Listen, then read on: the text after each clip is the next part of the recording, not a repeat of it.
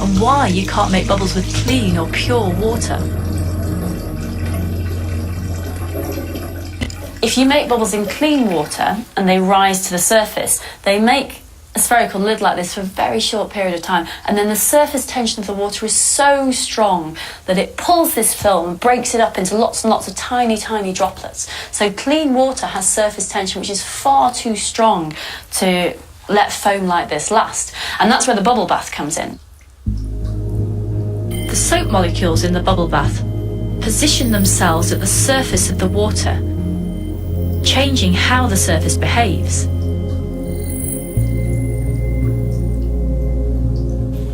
So if we look at one of these bubbles here, the reason that this thin film can exist for so long is that the soap molecules have reduced the water's surface tension, so the pull to make that pop isn't as strong as it was. So the soap molecules are allowing these thin films, beautiful thin films, to last for a really long time. But the fact that soap and water can combine to make something so thin doesn't just mean that we have beautiful toys to play with. Soap films are helping us solve the toughest mathematical problems in nature.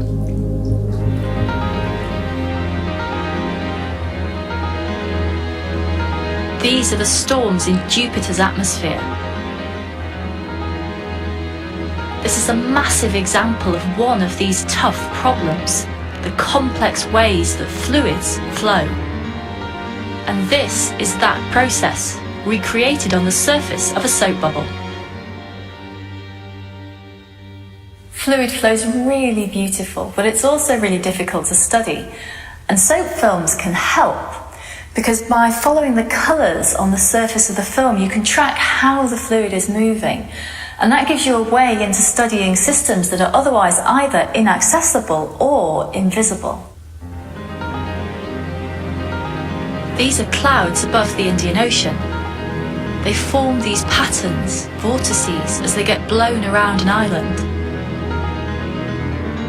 These and other flow patterns, for instance the way that water travels around a solid object, can be replicated and studied in soap films in a laboratory.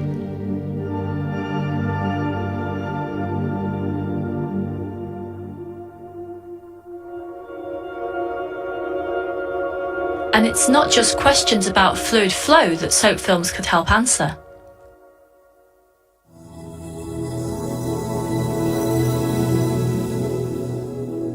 Soap films are mathematical problem solvers.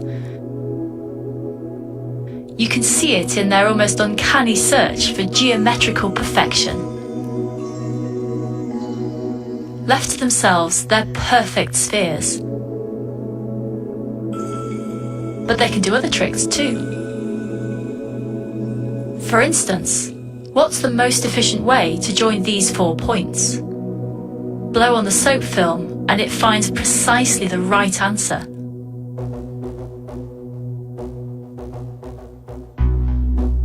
All these angles are exactly 120 degrees.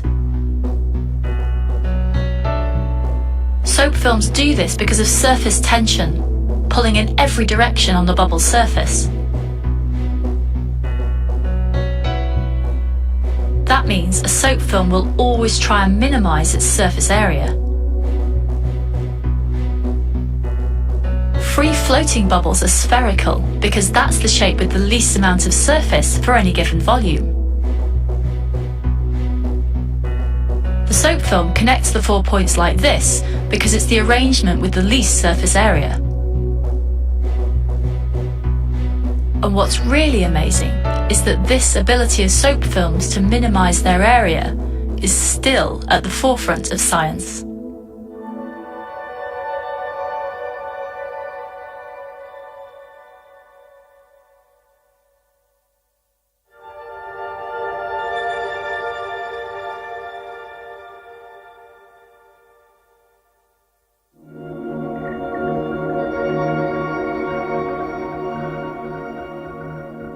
In nature, these are common occurrences. They're called singularities, sudden changes in shape or structure. They're incredibly hard to describe and understand mathematically. And that's where soap films come in. Here's one, captured by a camera that slows down time 50-fold. Stretched between two hoops, it suddenly splits into two, instantly changing from one shape into another.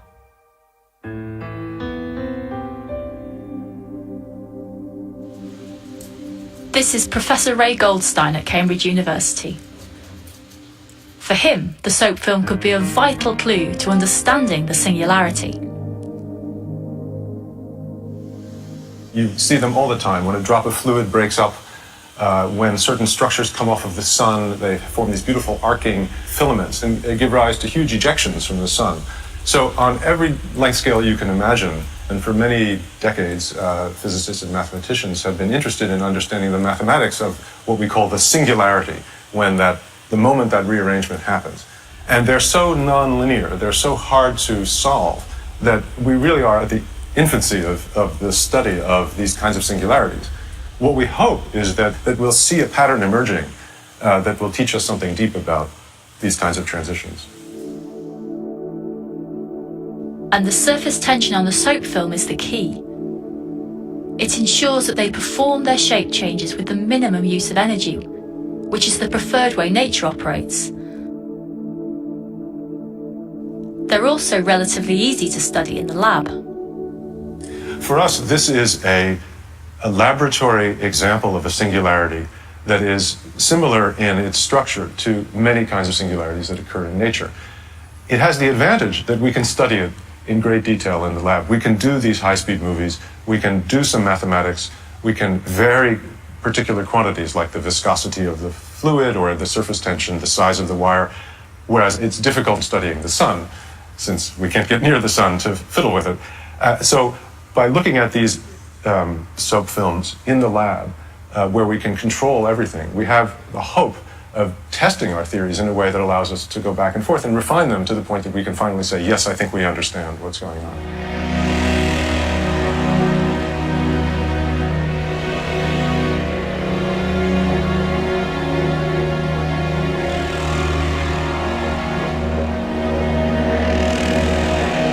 It's incredible that we can study the sun with the help of a soap film. That it might unlock the secrets behind some of the strangest phenomena in the universe.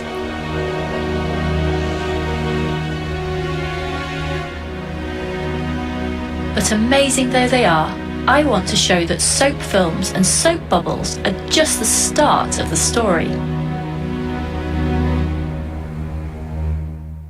I want to return to the other kind of bubble I mentioned, the kind I study, underwater bubbles. These are pockets of gas that are trapped within liquids. They're a treasure chest of scientific riches, and they affect everything from animal behaviour to the taste of champagne.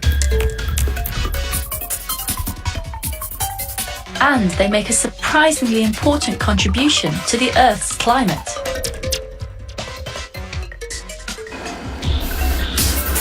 I want to start the story here in this pool, which is equipped to make huge plumes of underwater bubbles. We'll see these underwater bubbles dramatically change the properties of the liquid they move in. And that can be incredibly useful. In this pool, it's used to help train springboard divers. Diving pools like this have a big air reservoir underneath. They can send a big plume of bubbles up, and that means that when a diver is learning a dive, if they come down and instead of hitting flat water, they hit bubbly water with a lower density. So that instead of having a short, sharp shock, they get slowed down but over a longer period of time. So bubbles help divers train. And it's because the bubbles do this that, although I haven't done any diving for a long time, I'm prepared to try it again.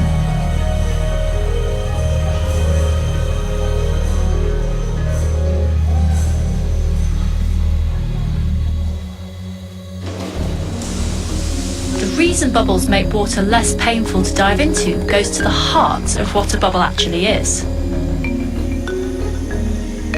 A bubble is what you get when a liquid like water